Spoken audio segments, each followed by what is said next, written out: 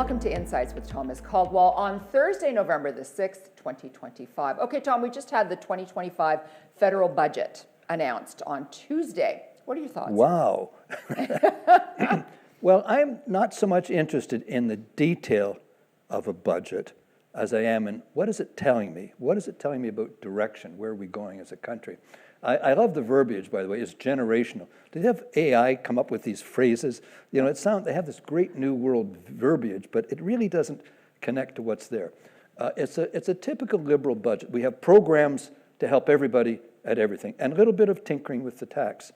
It is not a world changer. It's not really what we need. I'm trying to give Mr. Carney the benefit of the doubt, but you still have the same old liberal establishment there. To really get Canada going, you have to unleash the potential of the people in this country.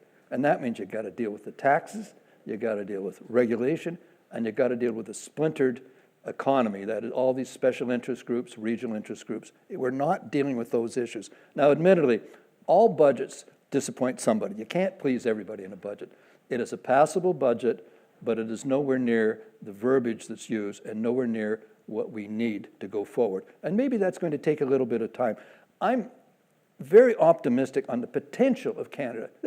We could be the place where people are pouring money in to develop projects, but it's our governments that are letting us down with this gerrymandering of Mickey Mouse policies and trying to buy votes and piece off people. Think big. They got to think differently. And by thinking differently, deal with taxes. That's number one. Number one at the federal level, and not this, 1% if you do this and if you do that.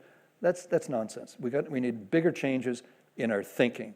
Taxes, regulation, special interest groups. Start to think about Canada first.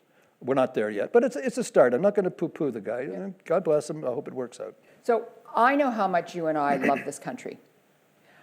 Let's talk about what this budget means for the Canadian economy and the markets. Well, I don't think it means a lot to it. I was kind of interested. He is sort of trying to open the banking sector a little bit. The banks control this country. They control everything, regulation, securities, everything. So they're trying to chip away at that. That's a positive. It has lots of little programs for everybody. But as an entrepreneur, I've funded hundreds of businesses over my career. We have never once been able to access $1 of government assistance. And that's created hundreds of thousands of jobs and billions of dollars in GDP, the stuff that I've been involved in over the years. The programs, only the bad guys, only the con men can get through all the wriggles. A businessman, the high-tech guys, they're moving fast. They don't have time to be filling government application forms out. So we've got to think differently in the world that we're entering into.